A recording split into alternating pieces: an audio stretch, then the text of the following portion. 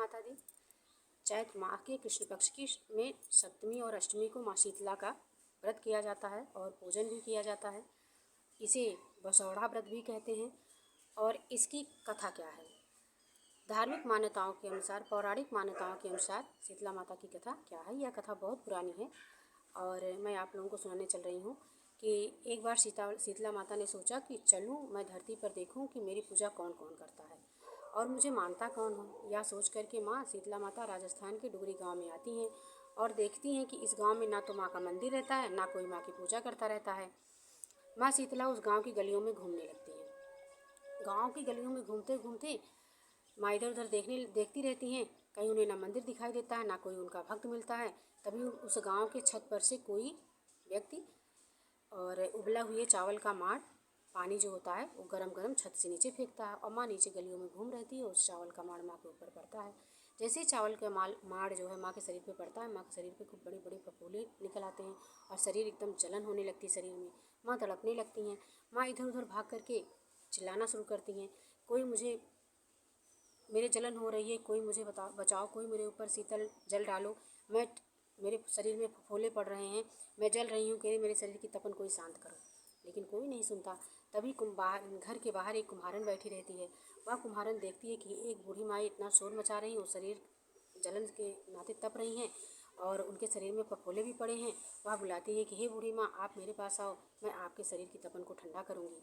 वो बुलाती हैं और माँ शीतला आती हैं। आने के बाद वह ठंडा ठंडा जल भर के लाती है घड़े में और माँ शीतले के ऊपर 7-8 घड़े जल डालती है, जिससे माँ के शरीर का जलन शांत हो जाती है।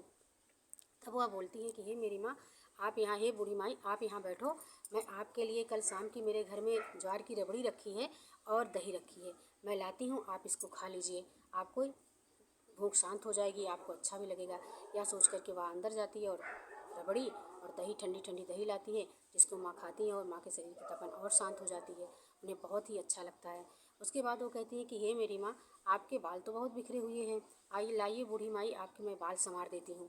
तो वो जाती है घर के अंदर से, कंघी लाती है और बूढ़ी माई का बाल में कंघी करने लगती है। कंघी करते समय वह देखती है कि बाल के पीछे सर पे एक आँख रहती है। वह आँख देख करके वह डर जाती है और इधर उधर भागने लगती है। जब वो इधर उधर भागने लगती है डर के नाते, तो माँ शीतला जान जाती है। माँ ने कहा, बेटी तुम डरो मत, मैं कोई भूत प्रेत या पिशाचनी नहीं हूँ, मैं शीतला माँ हूँ। यह करके माँ अपने चारों भुजाओं में आ जाती हैं। स्वर्ण मुकुट धारण किए, आभूषण धारण किए, सुंदर साड़ी पहने, वस्त्रालंकार से आभूषित, शरीर से सैकड़ों सूर्य के समान किरण निकल रही है। वह देख करके वह कुम्हारन अचंभित हो जाती है। वह हाथ जोड़कर खड़ी हो जाती है, कहती हे मेरी माँ के स्वरूप दर्शन पाके तो वह धन्य हो जाती है। फिर भी वह सोचती है कि माँ इतने अच्छे स्वरूप में मेरे घर में आई, ना माँ ने मुझे धन्य समझा जो मुझे दर्शन दिया, मैं माँ को कहाँ बिठाऊँ। वो कहती हे मेरी माँ, आँख में आंसू भर के बोलती, माँ मैं आपको कहाँ बिठाऊँ, मेरे पास तो इतनी दरिद्रता है कि ना मेरे घर में बैठने के लिए आपके लिए आसन है, ना तो मेरे घर में कोई साफ़ सफाई है। हे माँ, मैं आपको कहाँ बिठाऊँ, कहाँ आसन दूँ। माँ ने कहा, तुम चिंता ना करो। माँ तुरंत एक हाथ में झाड़ू और एक हाथ में ठंडा जल और डलिया, एक हाथ में डलिया धारण करती हैं, एक हाथ में झाड़ू और ठंडा जल उसके घर में छिड़क करके माँ झाड़ू लगाती हैं।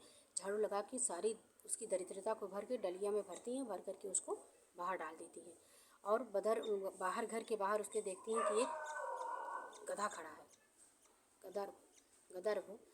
गधा खड़ा है, तो माँ उस गधे पे सवारी कर लेती हैं। अपने बैठने का आसन माँ ढूंढ लेती हैं, माँ गधे पे बैठ जाती हैं और वो उस कुम्हारन से कहती हैं कि बेटी मैं तुम्हारी सेवा से बहुत प्रसन्न हूँ, तुम मुझसे कुछ भी आशीर्वाद मांग लो, वरदान मांग लो। तो वो कुम्हारन कहती है कि हे मेरी माँ, मैं आपसे, अब आपने मुझ पर आप प्रसन्न हैं तो आप मुझे केवल इतना वरदान दीजिए कि आप मेरे जिस इस गांव में घूमने आई हैं, डुगरी नामक गांव में, इस गांव में आपकी कोई पूजा नहीं करता, ना कोई आपका मंदिर है, कृपया करके आप इसी गांव में बस जाइए, आपका एक मंदिर यहाँ पे बन जाए।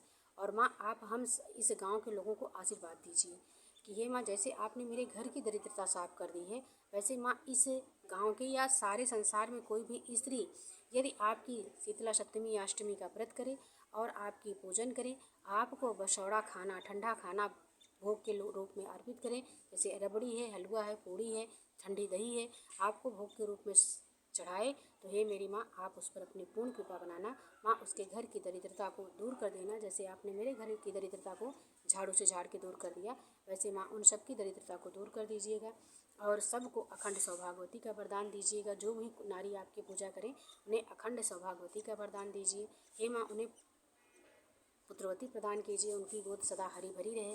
माँ, ऐसी कृपा आप बनाइए। माँ, उस कुम्हारिन की कोमलता भरी वाणी को सुन करके कि वो अपने लिए नहीं अपने संसार के कल्याण के लिए वरदान मांगती हैं, माँ उसकी कोमलता भरी वाणी को सुन करके उसका साफ चित्त समझ करके उस राजस्थान के डुगरी नामक गांव में माँ शीतला स्थापित हो जाती हैं। माँ वहीं निवास करने लगती हैं। यह है माँ शीतला की पौराणिक व्रत कथा, जिससे माँ शीतला सबसे पहले प्रथम शीतला माँ जब धरती पे आई हैं तब से माँ शीतला की ये पूजा स्टार्ट हुई। सप्तमी व्रत की कथा स्टार्ट हुई तब से सारी स्त्रियाँ सप्तमी माँ ने व्रत की विधान बताया, सब लोग इसका व्रत स्टार्ट कर देती हैं और व्रत करना शुरू कर देती हैं। धोबिन भी सारे गाँव में जहाँ जहाँ जाती है माँ के व्रत के बारे में बताती है। तो ये है माता शीतला मैया की सप्तमी और अष्टमी की व्रत कथा। माँ शीतला की व्रत कथा कई है, ये पौराणिक व्रत कथा है मान्यताओं के अनुसार जो मैंने पहले आपको सुनाई है, और अभी माँ की इसमें कई कथाएं हैं, 4-5 कथाएं हैं जो आगे आगे करके मैं सुनाऊंगी। और ये आपकी शीतला सप्तमी की व्रत कथा। जय माता दी, जय माता दी, जय माता दी।